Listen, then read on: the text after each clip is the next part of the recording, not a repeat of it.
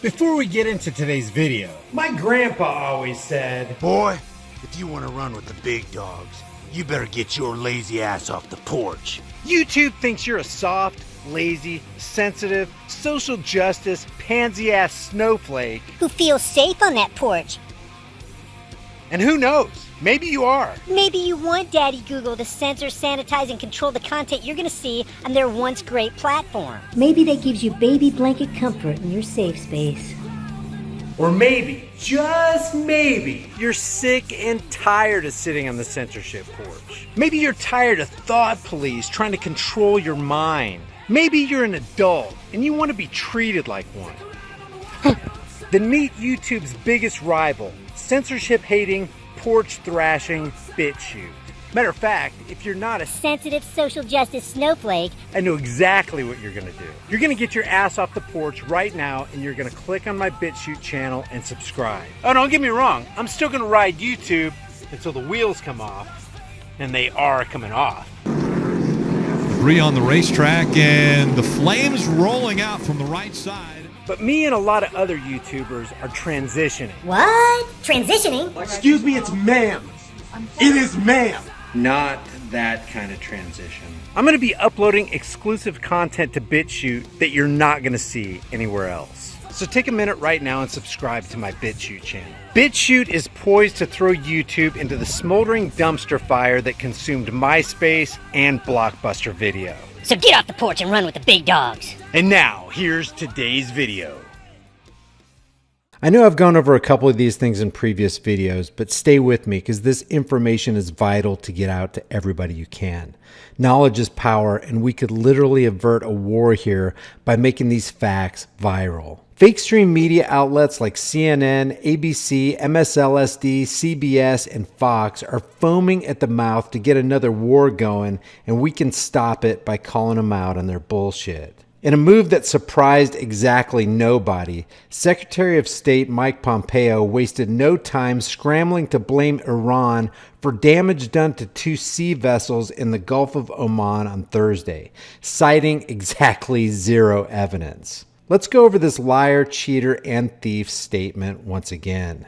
It is the assessment of the United States government that the Islamic Republic of Iran is responsible for the attacks that occurred in the Gulf of Oman today.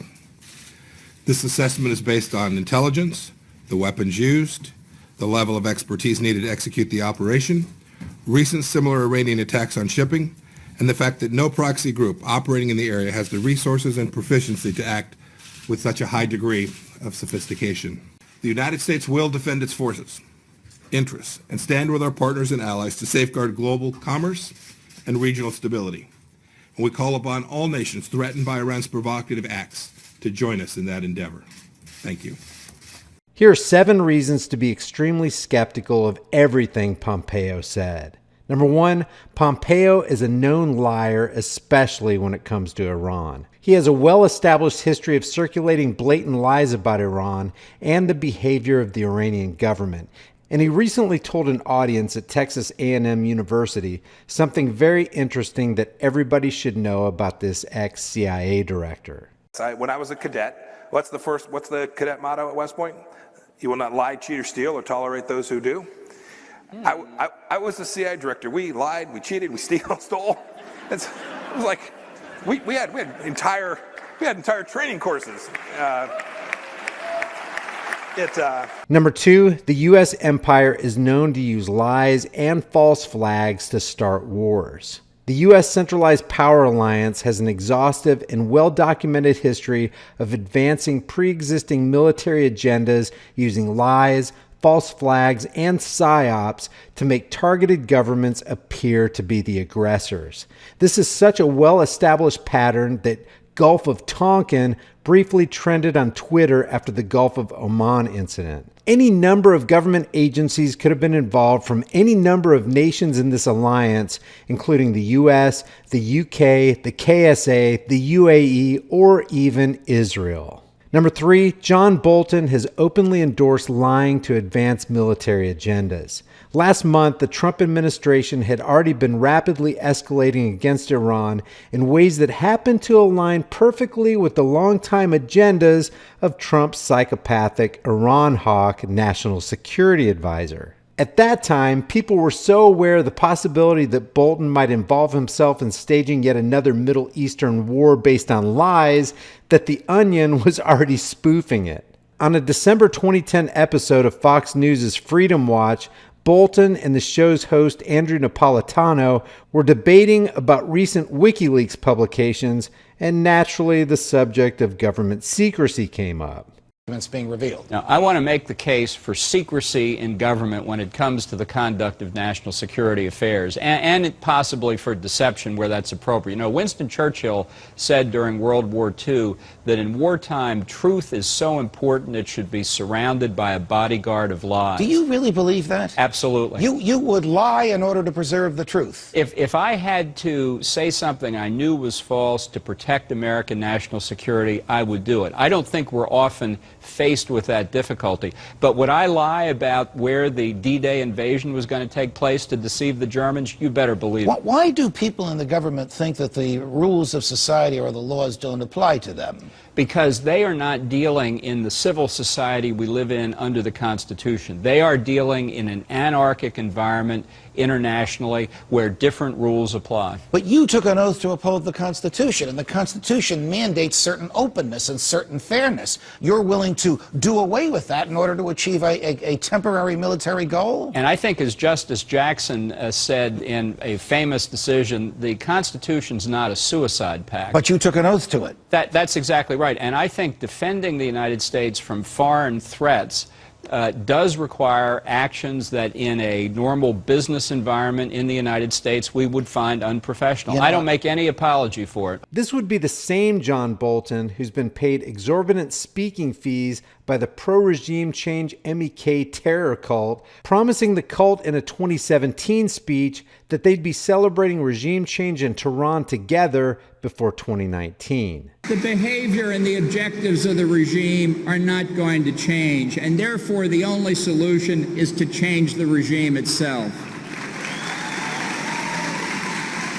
And that's why before 2019, we here will celebrate in Tehran. Thank you very much. This would be the same John Bolton who once threatened to murder an OPCW official's children if he didn't stop getting in the way of his Iraq war agenda. Number 4, using false flags to start a war with Iran is already an established idea in the DC swamp.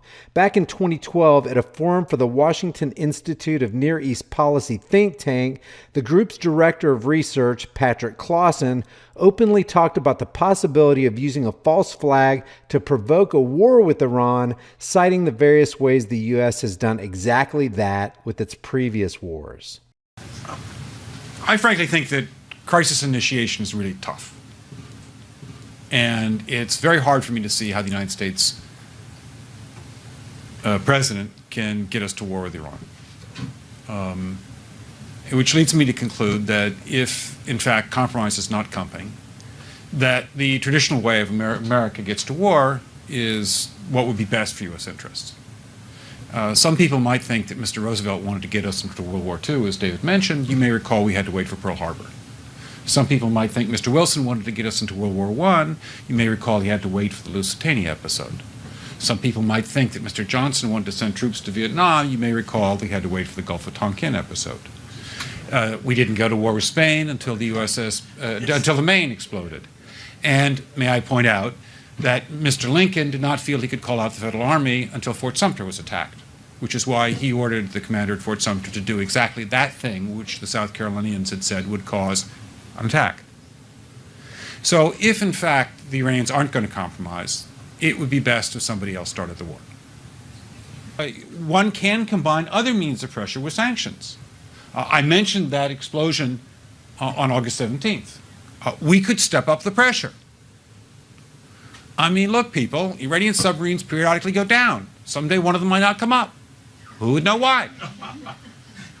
we can do a variety of things if we wish to increase the pressure. I'm not advocating that, but I'm just suggesting that this is not a either-or proposition. Of, it's just sanctions has to succeed or other things. We are in the game of using covert means against the Iranians. We could get nastier at that. Number 5, the U.S. State Department has already been running psyops to manipulate the public anti-Iran narrative. State Department officials admitted to congressional staff at a closed-door meeting on Monday that a $1.5 million troll farm had gone, quote, beyond the scope of its mandate by aggressively smearing American critics of the Trump administration's Iran policy as propagandists for the Iranian government. That mandate had reportedly consisted of, quote, countering propaganda from Iran, end quote, also known as conducting anti-Iran propaganda. The Independent said, critics in Washington have gone further, saying that the program resembled the type of troll farms used by autocratic regimes abroad. The report reads, one woman behind the harassment campaign, a longtime Iranian-American activist, has received hundreds of thousands of dollars from the State Department over the years to promote, quote, freedom of expression and free access to information, end quote. Number 6, the Gulf of Oman narrative makes absolutely no sense. One of the ships damaged in the attacks was Japanese-owned and the other was bound for Japan. This happened just as Japanese Prime Minister Shinzo Abe was in Tehran attempting to negotiate a de-escalation between the U.S. and Iran with Trump's blessing, and just after Iran had released a prisoner accused of conducting espionage for the U.S. in what many took to be a gesture of good faith. Iran has been conducting itself with remarkable restraint in the face of relentless sanctions and provocations from the U.S. and its allies. It wouldn't make any sense for it to suddenly abandon that restraint with attacks on sea vessels, then rescue their crew, then deny perpetrating the attacks during a time of diplomatic exchanges and while trying to preserve the nuclear deal with Europe.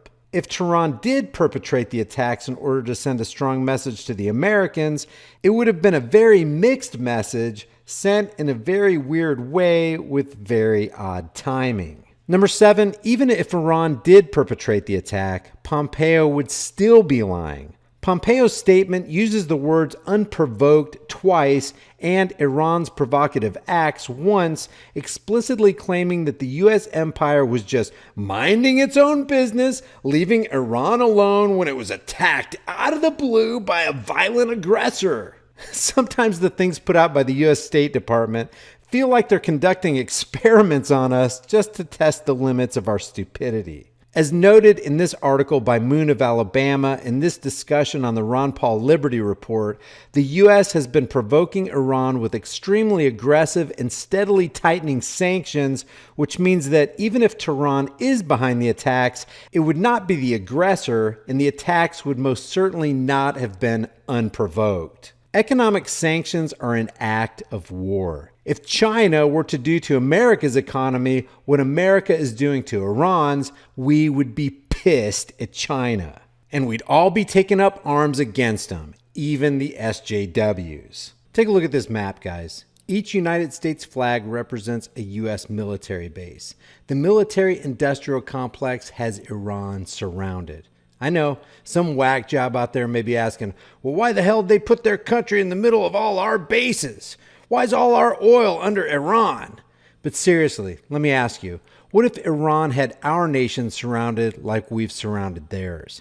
Wouldn't you feel a little uncomfortable having a battle-ready nation ready to inflict damage on us at any time? Would you feel a little bit threatened and maybe a little bit pissed off that they desire to control our country, initiate regime change, and steal our resources? It could technically be possible that Iran is pushing back on U.S. aggressions and provocations, but in a strange and neoconservatively convenient fashion. Either way, we've seen exactly zero evidence supporting Pompeo's claims. So anybody you see hastening to blame Iran for the Gulf of Oman incident is either a war whore or a slobbering moron or both. Knowing what we know about the U.S. centralized empire and its pre-existing regime change agenda against Iran, there's absolutely no reason to believe Pompeo, and many reasons not to. Leave your thoughts about this for the world, the Google Thought Police, and the warmongering military-industrial complex swamp creatures in the comment section below. And don't forget to sign up to my newsletter and to my BitChute channel. If you want to support this content, the Patreon, PayPal, Bitcoin, and Subscribestar links are below. I'll see you guys in the next heavily censored shadow ban video. If you guys enjoy these videos, be sure to subscribe to the channel, hit the bell notification icon, give it a thumbs up, and share it with everybody you know. Also, check out over 100 hard-hitting designs in the shirt store, and if you want to support more content, hit me up on Patreon or PayPal. All those links will be in the description and in the pinned comment. I'll see you guys in the next heavily censored shadow ban video.